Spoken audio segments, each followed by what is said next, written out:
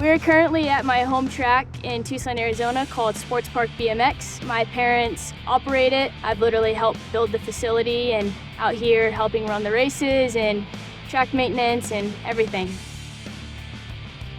Every Monday and Wednesday we have a race night. So anyone that wants to come out and race, whether you're brand new and it'll be your first time or you've been coming out here for 10 years, everyone's welcome to come out. The BMX community in Tucson is unreal. Everyone supports each other so much.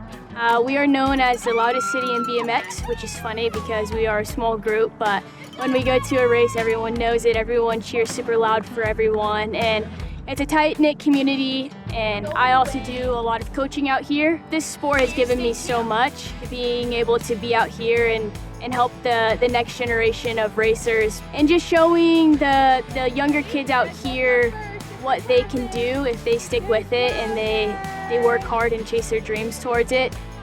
Yeah, it's just super special to be able to be a role model towards the community. I have a niece and nephew racing out here now as well, so it's really cool to come out here and work with them and see them win races.